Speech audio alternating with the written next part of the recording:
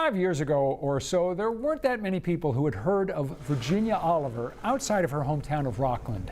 Now, it's probably fair to say she just might be one of the best known people in Maine, and her fame is going to grow thanks to a new children's book about her. It's called The Lobster Lady, Maine's 102-year-old legend. With us here on 207, the author of the book, Barbara Walsh, the illustrator, Shelby Krause. Thank you both for coming in. Appreciate you being here. Thank you for inviting us. When you do a story on Virginia, you're part of a pack, but still it's just such an irresistible story that you kind of have to do it, don't you, Barbara? Oh, exactly. I mean, I've been a journalist 35 plus years, and when I saw a 207 segment on her last July, I kept watching it, and I fell in love with her, as everyone who watched it, and I thought, this is a children's book.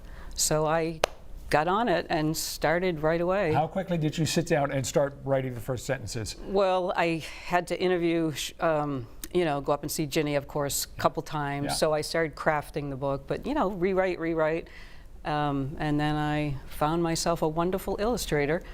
When one writes about someone who is over 100 years old and wants to get the book out while that person is alive, that creates real deadline urgency, and that is particularly challenging for an illustrator. How fast did you have to do the illustrations? Thinking out loud, I think it was, 4 months or so? It was fast. It was fast, and I just love her anyway, because the reason why I love her is because we saw her on your show, and I actually took a picture of her, and I said, oh my gosh, and put it on my Facebook page. So it was meant to be for me to illustrate this. What were the biggest challenges for you in trying to capture Ginny in a way that's realistic, yet appeals to kids, gives some energy to the book, and so on?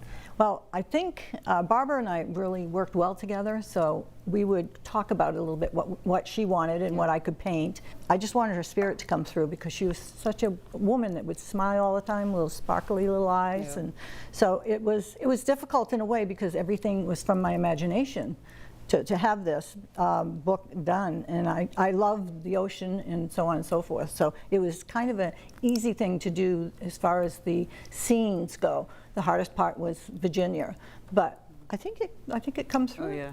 Barbara, there have obviously been lots of stories about Ginny Oliver done on television, newspapers, magazines, and so forth, but to tell the story for children is different. So how did you approach it? Right. Every word has to count, and you can't have too much detail, but for Ginny, there was, you know, an abundance of material, and so I kept it really simple. Started when she was young and brought it forward to her claim to fame. She's known around the world. Her name was read in the halls of Congress by Congresswoman Shelley Pingree. And so I just kind of brought it forward. And, you know, the thing that I love about Ginny, there's many things I love, but she is such an inspiration to anyone, but especially girls. And you know, when you ask her when are you going to stop lobstering, she says, when I die. I was struck because I hadn't heard this story about the fan letter that she received from a woman in Oregon. Right. What was the gist of that? Well, she received fan mail from around the world, and she received, you know, Shelby's got a great illustration of it, like lobster necklaces, lobster aprons, and letters, and I'm sure she's still getting them from around the country and I think other countries. You had to portray some scenes from early in Ginny's life, and you didn't know exactly how they looked when she was, for instance, working in a factory for a while. How did you go about doing that? That was fun.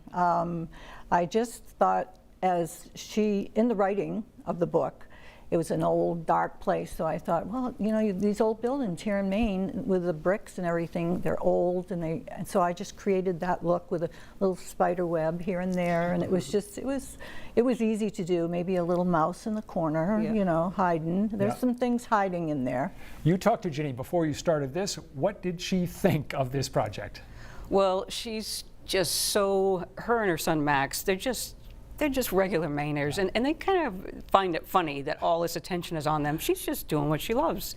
And I keep saying, show me the birth certificate. I don't know if you're 102, but she, thankfully, I wanted her to like the book and love the book, but her and Max agreed. She said, it's good. That's what you get when you have a Pulitzer Prize winner writing this story, is you want proof of the birth certificate. Right. It's a great story.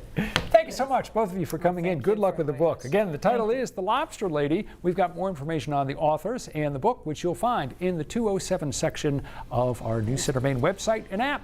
Stick around. Back with more in just a moment.